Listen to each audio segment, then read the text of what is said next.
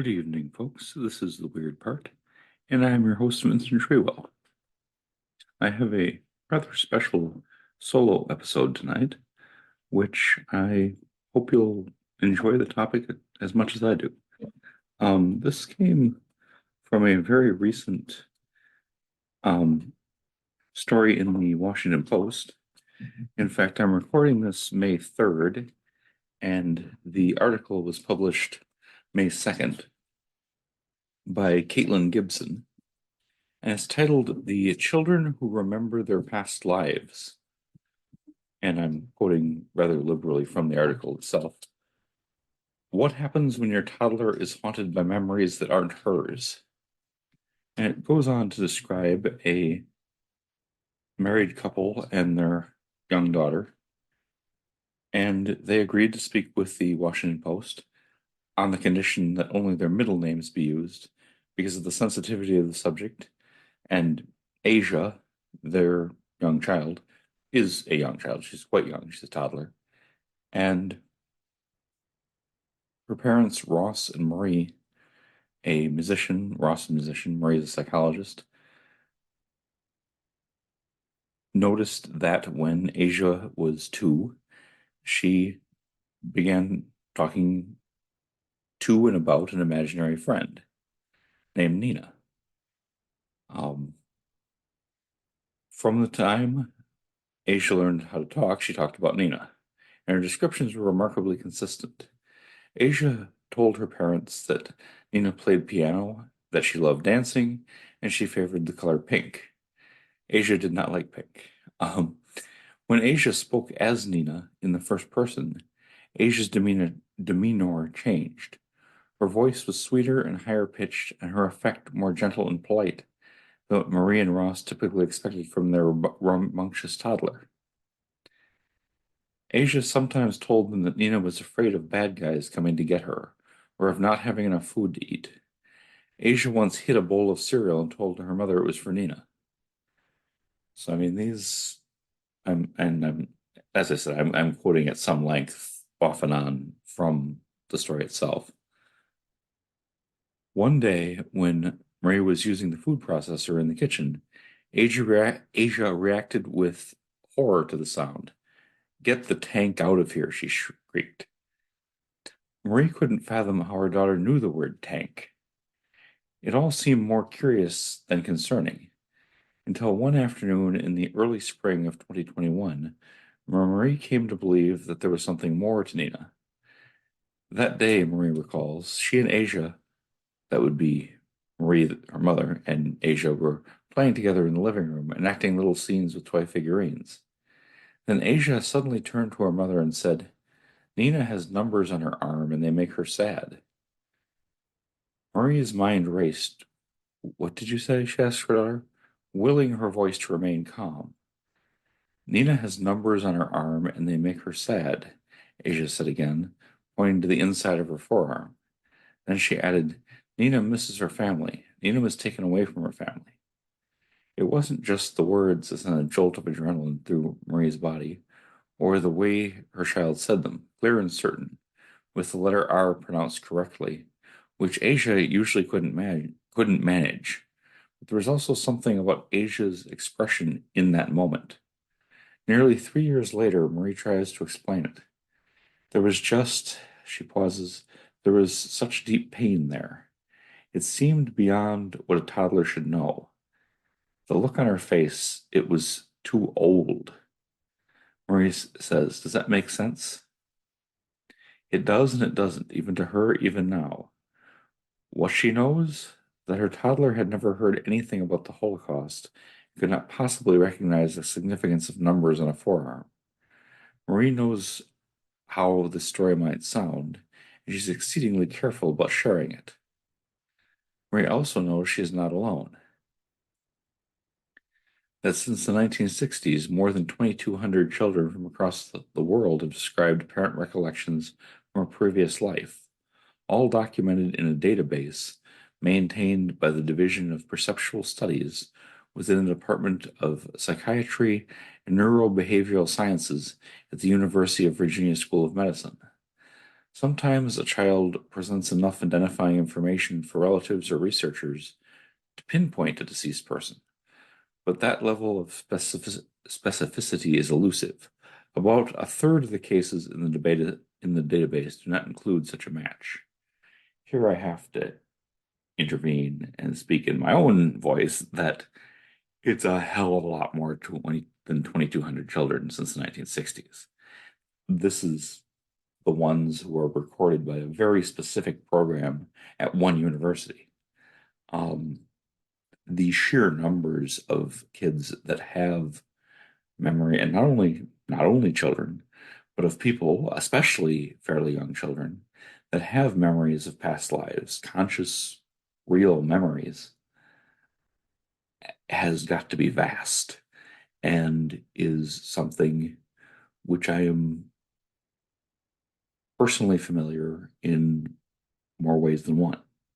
But I do give all the credit in the world to the University of Virginia School of Medicine for setting up the Division of Perceptual Studies and taking this seriously, and whatever may be causing this phenomena, at least compiling a database and collecting and recording and taking data about this experience, which many, many people have all over the world.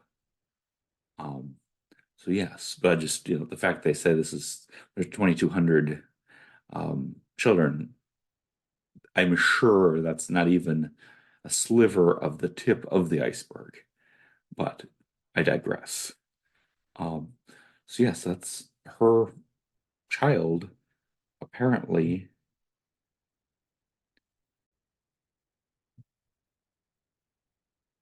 memories of being a victim in the Holocaust. And there are certainly others that have traumatic memories of past lives. And I'm again continuing with the Washington Post article. In Louisiana in 2000, 2-year-old James Leininger would wake up screaming, repeating the same phrases to his baffled and disturbed parents. Airplane crash on fire. Little man can't get out. Over the following year, a story unspooled in memories and drawings. He was a World War II pilot whose plane took off from a boat, and he died when he was shot down by Japanese forces. James offered names of people and places, and his account would ultimately become one of the most prominent and thoroughly documented cases of the reincarnation type, or CORT, CORT, ever recorded.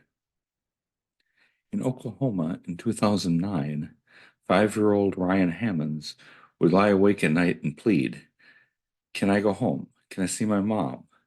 What happened to my children?" Sometimes he would climb tearfully into his mother's bed. He was lying beside her one night, Cindy Hammonds remembers, when he said he needed to tell her something. "I think I used to be somebody else," he whispered.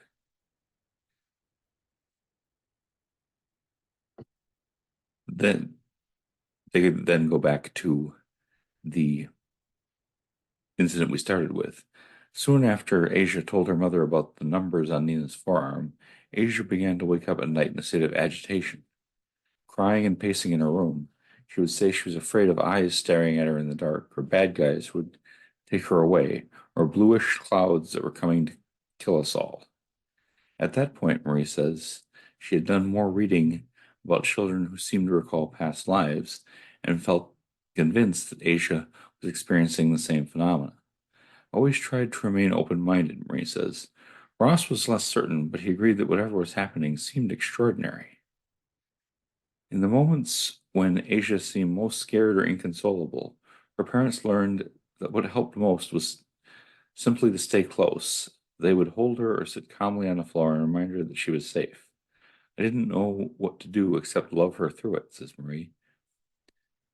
Asia, who was otherwise a fearless and happy kid, sometimes seemed to share their bewilderment. One night, as Marie tried to soothe her daughter, Asia asked her a question her mother couldn't answer. "Why do I have these bad pictures in my heart?" Maria eventually shared these stories with a few trusted friends from her graduate school psychology program. They were like, "This is not normal for a 2-year-old," she says. For many of the parents who find themselves in this surreal circumstance, there comes a point when they realize this is not a passing phase, isn't the kind of topic they can research in parenting books or casually bring up to their peers at the playground. So they do what any parent might do when they have a question they're not sure how to answer. They turn to the internet. They pull up Google, child talking about a past life, question mark, and discover a search result that looks startlingly legitimate.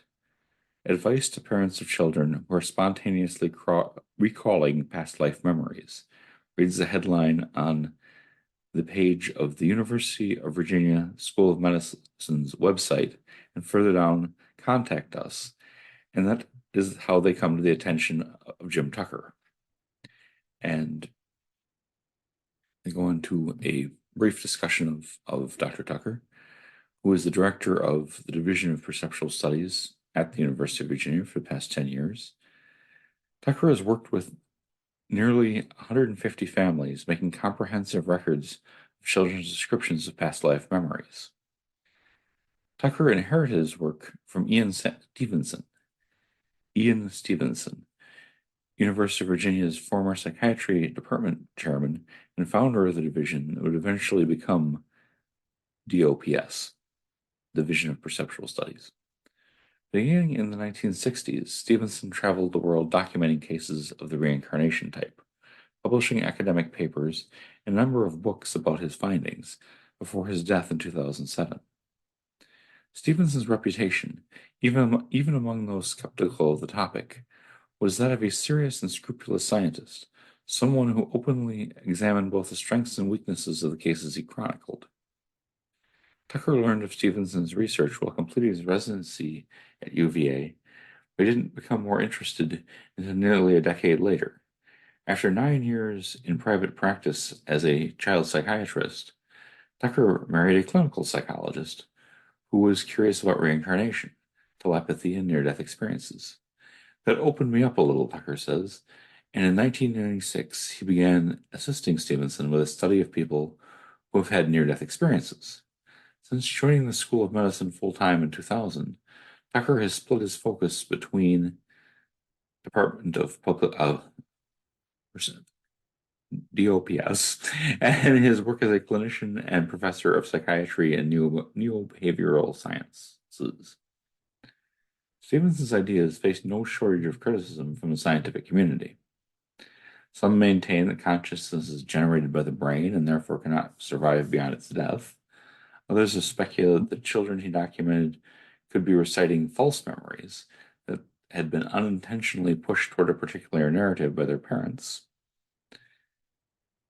Tucker shares Stevenson's desires for those critics to engage with the evidence in the case reports and for the works of DOPS to be destigmatized. But Tucker's own goal is more personal. In many ways, I am doing this to try to sort it out for myself, he says. With each case, I come with certainty, certainly an openness, but also, I think, a fairly critical eye. At what level of evidence, and could it be explained in other ways? And if I may just stop quoting from the Washington Post for a moment and inject my own views, um, you see why this would be a real problem for the capital A atheist, materialist, reductionist point of view.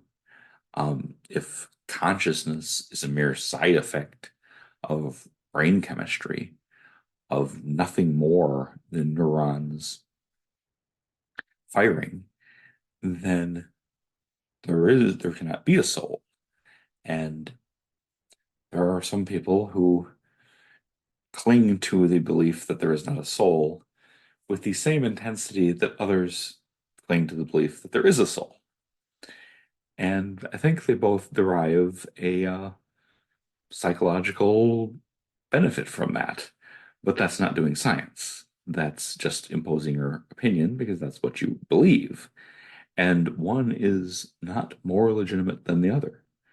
Um, so yes, that's my take on it that, yes, they're going to get a lot of resistance from materialist reductionists in academia, but what they're studying is really fascinating and is based on real evidence. To go back to the article here, certain consistent patterns have emerged. The most pronounced and convincing cases, Stevenson and Tucker both found, tend to occur in children between the ages of 2 and 6. They might suddenly describe places they have never been, people they have never met, sometimes using words or phrases that seem beyond their vocabulary. Nightmares or sleep disturbances are occasionally reported. Many of these children are highly verbal and start speaking earlier than their peers. Their descriptions of past life recollections often fade away entirely by the time the child turns 7 or 8. These similarities span accounts recorded around the world. Among the cases in the DOPS database, about 15% are North American. Of those, an overwhelming majority are from indigenous communities. There's no question that the cases are easier to find in cultures where there's a belief in reincarnation, Tucker says. The true prevalence of this phenomenon is difficult to know. Tucker says, apparently, given that many families might not recognize it or might actively suppress it, but DOPS is contacted by about 120 families per year, most of whom are American. If a child's recollections are detailed enough to potentially identify a particular individual, DOPS opens an investigation and the case is entered into the database. But even if a child can offer that level of specificity, sometimes parents don't want to know more. That can be the frustrating part, where you get what starts like a really interesting case, but then the parents don't stick with you, Tucker says. And other times, parents can be too intrigued, which can muddle potential evidence. If parents ask leading questions, or if children learn that certain statements are met by dramatic or enthusiastic responses, it can be difficult to discern whether a child is just trying to please their parents. Tucker is convinced the vast majority of families he has met are not lying or embellishing their accounts to draw attention. In fact, he says the opposite is often true. Many parents are quite unsettled by their child's claims and do not want to publicly share them. That impression is echoed by Tom Schroeder, a former Washington Post editor and author of Old Souls, Compelling Evidence from Children Who Remember Past Lives, who accompanied Stevenson as he studied cases in Lebanon and India. None of the families they interviewed, Schroeder said, seemed to have any personal or material motive to misrepresent what they'd witnessed.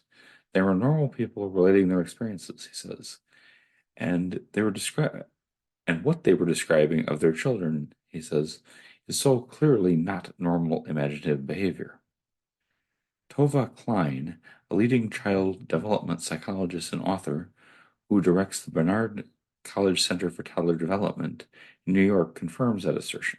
She explained that at age 2 or 3, children engage in fantasy play, but they're not likely to fabricate a statement involving their primary relationships. In other words, saying, "You're not my mom," or "I want my other parents," or "Where are my children?" Common among these cases is not something you would typically expect a very young child to say, let alone repeat insistently. It doesn't sound like confusion, Klein says. It sounds like a real statement. And young children just don't make this kind of thing up. Let me just break in now with just my own personal experience. My daughter who's an adult now, spoke at quite a young age, spoke understandably at like the age of 1, and was certainly like using sentences by the time she was 2 or so. And I witnessed some of this phenomena myself. Um, at one point, she turned to me, and as that lady described her child having a affect that was just much older, she looked at me and said, "Don't you touch me. Don't you ever touch me." Except she sounded like Katharine Hepburn. Okay. And she's like maybe 2. Another time, she told my wife, her mother, "You're my mother now, but I was your mother last time." And that was out of the blue and just absolutely, to be honest, it was a little chilling.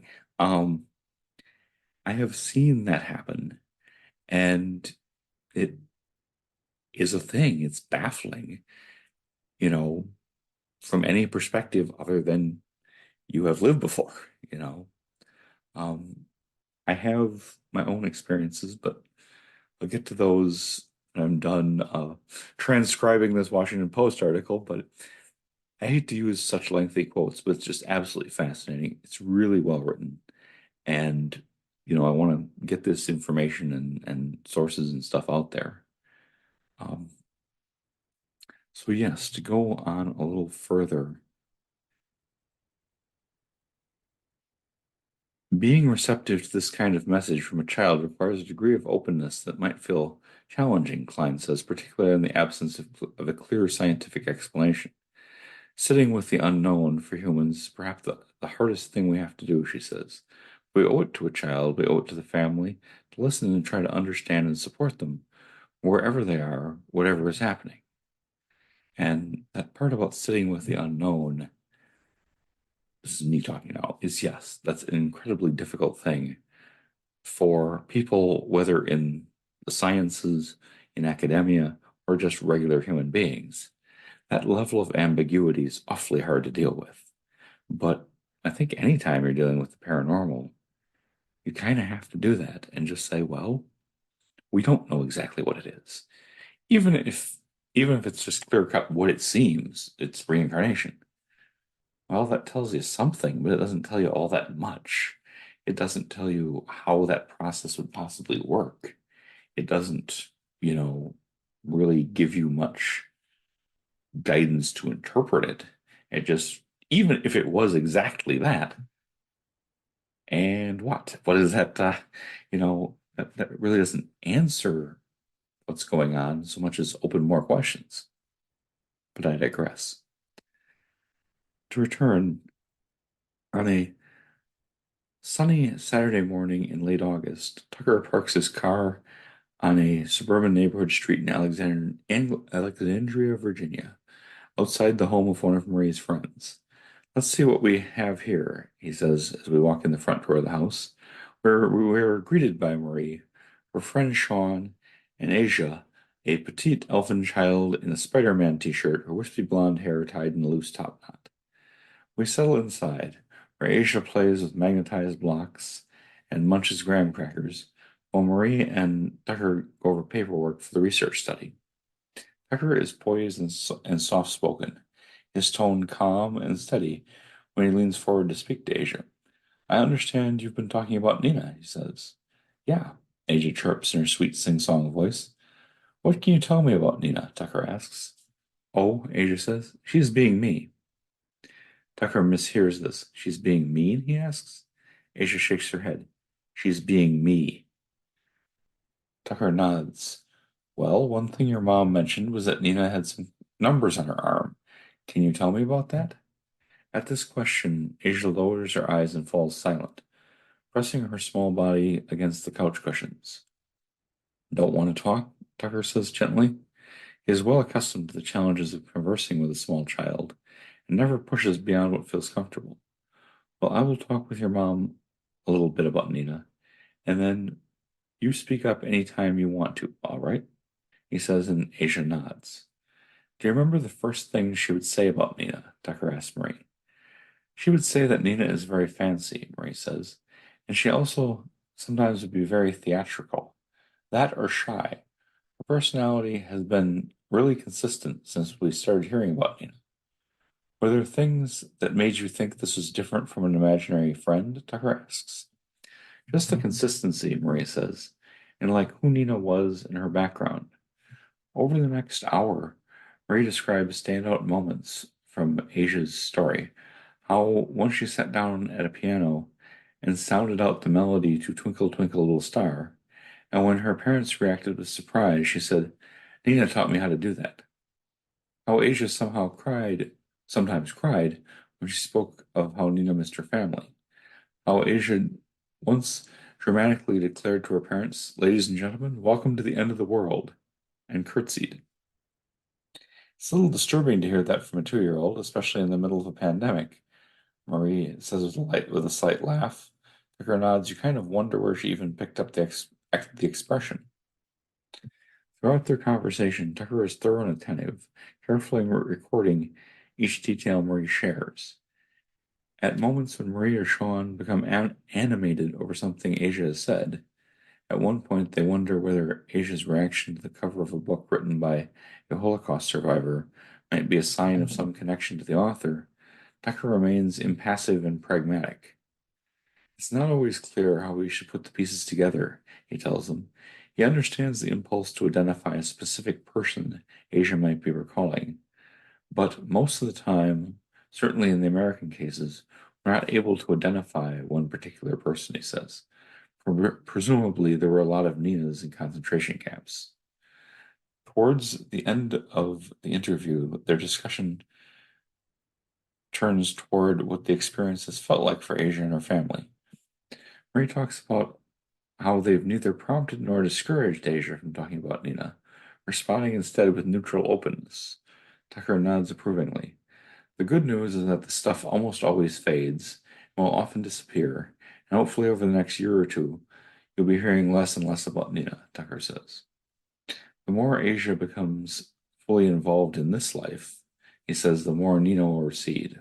Often school helps them do that. Let me break in and say that's probably a very important step there. These things do seem to disappear when the child is immersed around other children their own age and in a setting where they have a lot of distractions and a lot of interactions with peers, and it just kind of fades away at that point, is just observation. To go back later, when I called Tucker to ask him what he thought of Asia's story, he said he found the family's account compelling, but there was not enough specific detail to continue an investigation. It's basically become one more unverified American case, he says. But even if Tucker couldn't guide Asia's family toward a clear resolution, it seems he provided something perhaps even more meaningful. I felt so much validation, Marie tells me. I've been having this feeling like this is so profound. Is anyone else seeing this? And I felt like we were finally seen. It made her think at some point she might seek out another parent who had gone through this before, someone who could tell her just how it all plays out. I would love that support, she says. Just to talk to these people like parents. What have they done? What have they done? What has the kid done, in other words? How did they feel?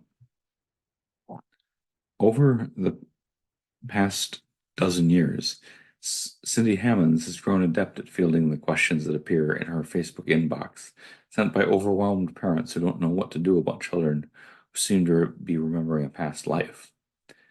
Anyone who is struggling with it, I tell them, you're going to make it through. She says, Lacey just tries to listen and offer understanding. I don't know that I've helped anybody, but I know what it feels like.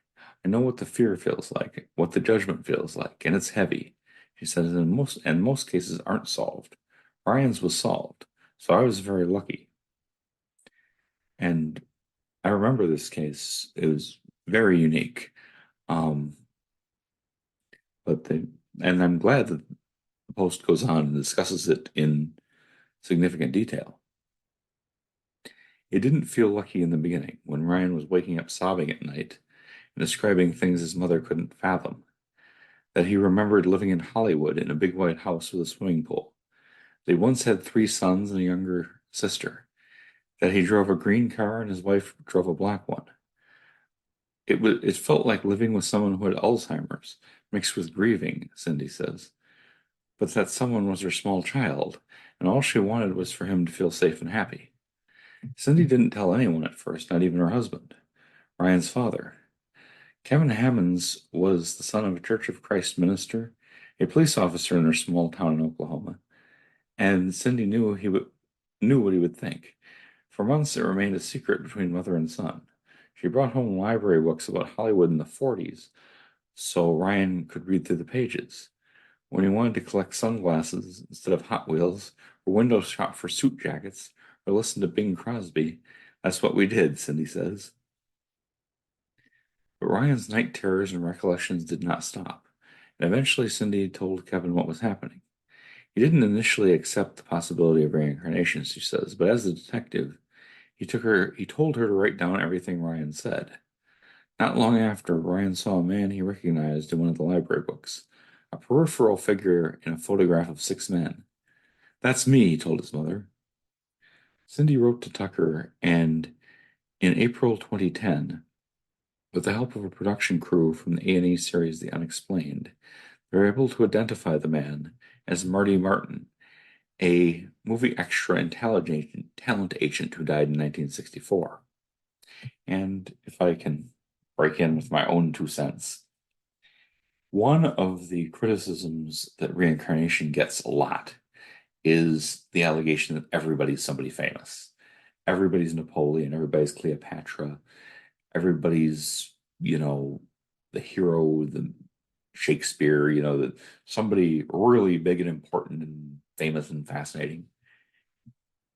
The ones where they're just some ordinary person or somebody who is, even if they're rich, like I guess this guy was, um, somebody who is not known, not a figure, kind of undercuts that completely.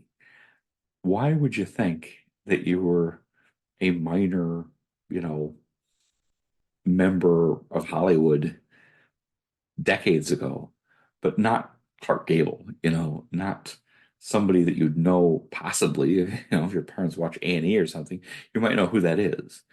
Why would you be Marty Martin? Like nobody would pick this unnamed person as, aha, that's me. That's my 2 cents on it. The anonymous kind of average Joe or Jane person is much more convincing than, the I was Attila the Hun type thing, you know. But I think it's also a lot more common than people think to be just a regular person. In other words, I would say that well, there are plenty of people who are in their own mind at least, the reincarnation of somebody famous and important. There's a lot of other people who just remember being a farmer or being someone else who was just for lack of a better term, regular person. I don't have the source at my fingertips, but it was an episode of In Search of that many years ago detailed, and I'm going to bring it up even though it's hypnotic regression, and hypnotic regression is not a reliable or even advisable means of actually recovering data. But I did find this particular study to be interesting, that a number of modern day Californians, I believe this is done in the 70s, but relatively modern day Californians, of whom the great majority were white, were hypnotically regressed to their past life, and a surprisingly, like rather shockingly high number, recalled being Chinese workers on the railroad in California, like roughly a century earlier. And that strikes me as having a distinct level of credibility different from I was Cleopatra, you know.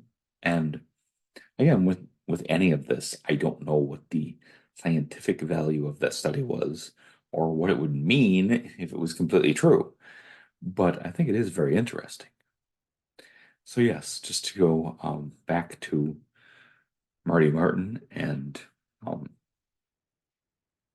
the child who was sure that he was Marty Martin in a past life. Let's go back to the article here. With Tucker and the television crew, Cindy and Ryan traveled to California to meet Martin's daughter, Marissa Martin Rosenblatt, who was 8 when her father died. She was skeptical, but she ultimately confirmed many of Ryan's statements about Marty Martin, including some she hadn't realized were correct. She didn't know that her father had driven a green car, or or that he had a younger sister, but it turned out both claims were accurate. Marty Martin's death certificate cited his age as 59, but Ryan insisted he had died at 61. Tucker found census records and marriage listings that confirmed that, as did Martin's daughter. When the episode of The Unexplained aired in 2011, catapulted the Hammonds family into a different realm, where their names were in newspaper headlines and everyone in their town knew Ryan's story. Kevin and I had professional jobs. I was a county clerk's deputy for 14 years, Cindy says. We were known in our community. That didn't stop people from telling her their thoughts. Your child needs to find Jesus. You're a bad parent. Are you doing this for the money? People don't really understand this unless they've lived it, she says. Everything pivoted around protecting Ryan. I didn't care what anyone thought about me. It didn't matter. I knew the truth, and I just knew that Ryan had to be okay. Ryan is a college junior now. He doesn't remember being Marty Martin anymore. And this isn't a story he shares when he meets people. We break in and say, yeah, don't lead with that. Okay. Um, yes. He still isn't sure how to label what he experienced. I'm open to anything, he says, but I cannot say with certainty that reincarnation is real. He says he is at peace with the unknown, focused now on his future. But he knows his mother is still searching for answers about what they lived through. Time has made Cindy the lone keeper of those memories. Ryan's father died 2 years ago, and Ryan's recollections have faded. It isn't really my story, he says. It's kind of her story now. And that kind of brings up the point. If a parent was going to influence a child to falsely remember a past life, they probably wouldn't pick an obscure Hollywood figure that takes a ton of research to even find existed. They'd pick somebody famous, And that's why that story is just so absolutely fascinating to me. So yes, that is a really difficult to explain episode that is really well documented and is not the only one of its kind, but is one of the strongest of its kind.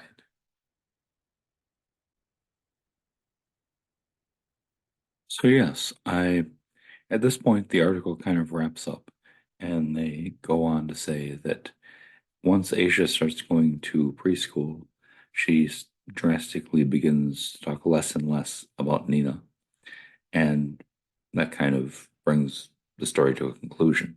But I can't can't recommend this particular article in the May 2nd, 2024 edition of the Washington Post by Caitlin with a C, Gibson enough. I'll put a link in the show notes. Um, Even in this particular time, the comments section is worth looking at. A lot of people have recollections of things like this. And in true weird part fashion, I'll now make it all about me. But yes, I had experiences like that. And both as a young child and, well, I'll get to something a little not so young. Anyway, when to set the scene, I did not come from a military family in any way, shape, or form. Neither of my parents, no aunts and uncles. I don't even think a cousin was ever in the military. Both my father and grandfather were not drafted for medical reasons in World War II and Vietnam, respectively. Um, no one had served other than in like anything like modern times, other than my two great uncles who were my paternal grandmother's two brothers who did serve in World War II. But They were not, you know, I saw them at holidays. They were not a major force in my life. And like many veterans of their era, they'd never talked about the war. I learned more about their wartime experiences after their deaths from my grandmother. I did not realize that one of my granduncles had been in both World War II and Korea. He, man, he unfortunately got drafted twice. So yeah, that happened. But they didn't talk about that. They absolutely did not speak of anything that occurred in the war. Now, I believe they're both in the American Legion. I know one was because he was there all the time. They may have talked about it there, but they didn't talk about it in front of us. They didn't talk about it in front of their family at all. Um, I know one of them at least had severe PTSD, but that was something that his wife revealed years later, that he would wake up in the middle of the night and think he was back in the Army Air Corps in Europe, you know, bombing the Nazis and just freak out doing these drills in the middle of the night. But I never heard of any of that or saw any of that, you know, him talking about it at a young age. Um, Never saw either one in uniform or even a picture of them in uniform. I'm just saying all this to set the scene. I was like the 180-degree opposite of like a military brat. Um, didn't grow up in that environment. Yet I was obsessed with that from an early, early age. I knew that I was going to be in the military. Um, Absolutely, you know, just talked about it and drew pictures and, you know, loved G.I. Joe stuff and, you know, persuaded my grandmother to sew me both a soldier suit and a sailor suit and managed to, you know, bug my parents enough to get real military patches to put on them. Because my father, not despite not being a veteran, did like to go to gun shows, and they sold a lot of that memorabilia there very cheaply.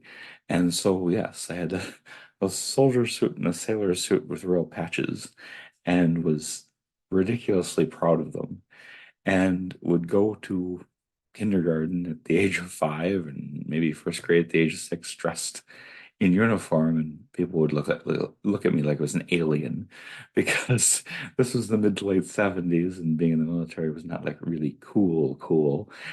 And yes, it was very much something I was obsessed with. I remember being 6 years old and just annoying my mother who was out running errands enough that I had to go to the Marine office, the Marine recruiting office.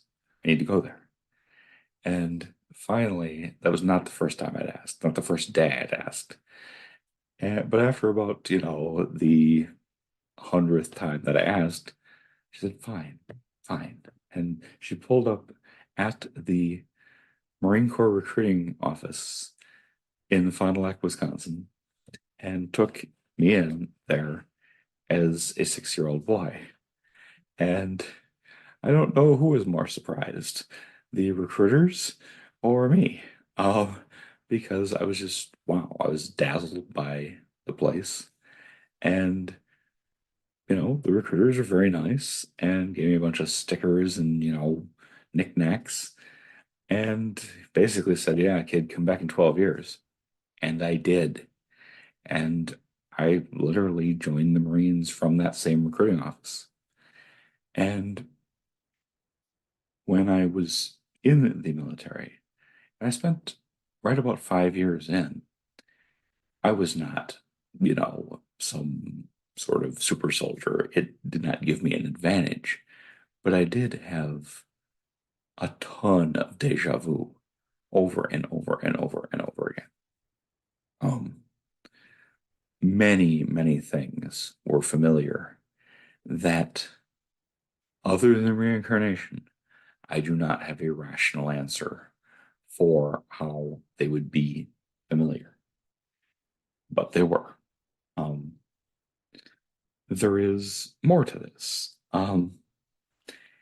When I was 12 years old, I went to a thing that they have in Oshkosh, Wisconsin, called the EAA, which is Experimental Aircraft Association. And that's an interesting topic by itself, but not all of the aircraft are experimental. Some are vintage, um, antique, and some are vintage military. And they were doing a reenactment of a air battle, with machine gun fire and planes flying around from both sides. And there were two, no, this would be 1983, and there were two World War II veterans who were on stage narrating what had happened in the battle. And this absolutely bizarre compulsion came over me.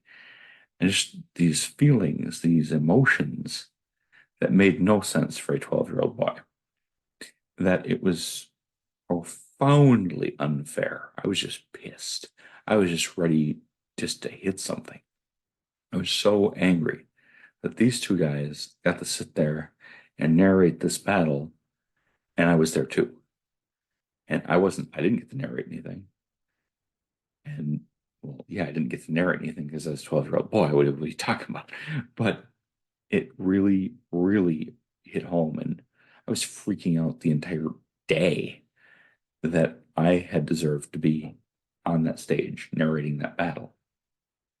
And that only correlated with um, some things. So, yes, please excuse my dog there. He sometimes tries to become the co host. But yes, that intense, I won't call it a panic attack, but it was next door to that, correlated with nightmares that I had had and phobias as a child. Um, Things like I always bathed instead of taking a shower. The shower always reminded me of like something filling up with water, like being in a plane and it filling up with water, and or a ship or a sub or something, and it's filling up with water and you're gonna die. And which is an oddly specific thing to be bothered by. Just a lot of oddly specific things that I either gravitated to or was bothered by throughout my childhood. And, you know, there's more to this, but, I have gone on for a little while. Um, but yes, just the whole thing, this article really strikes home with me. And I don't have the details to, pick out any particular person that I ever was. But I believe 100% that I did live before and that I did die in World War II and I was in the Pacific Theater. Um, I had a strange recurring dream when I was very young. And when I say recurring, I never have recurring dreams. That almost never happens. And this was when I was not the man that I am today, but when I was about 6. And I dreamed that I was Popeye the Sailor Man. And yes, the cartoon Popeye, with the big forearms and yeah, and the pipe and all that.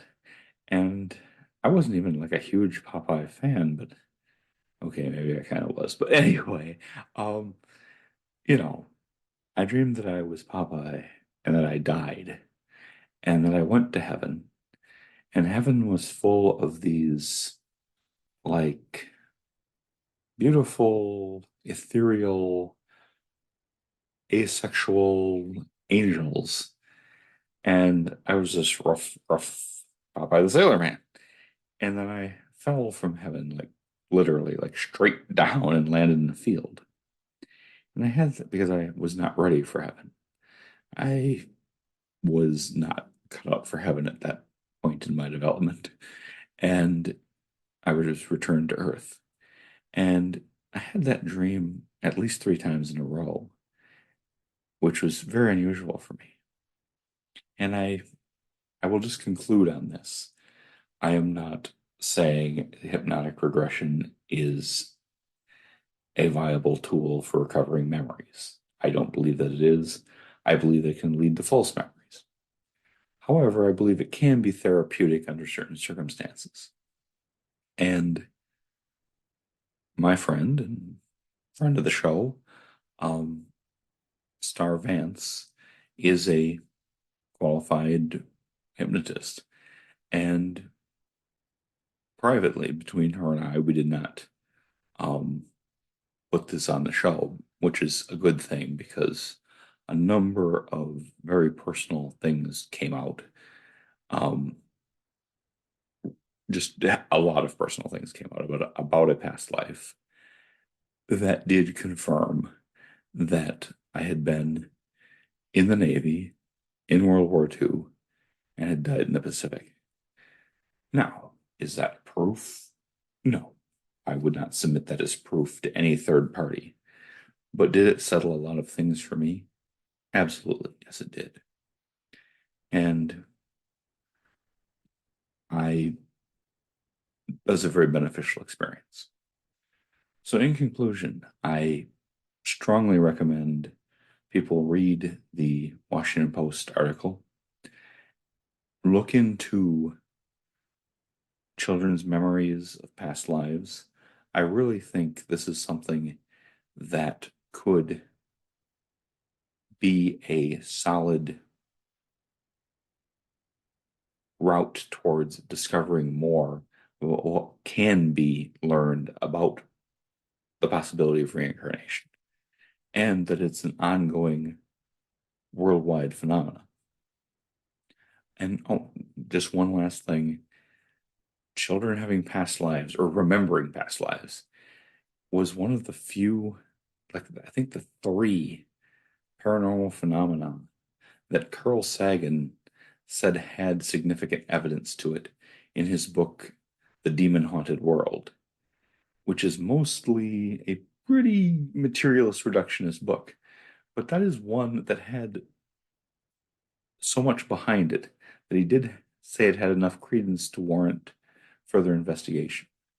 And I absolutely believe that this phenomena definitely should be explored further.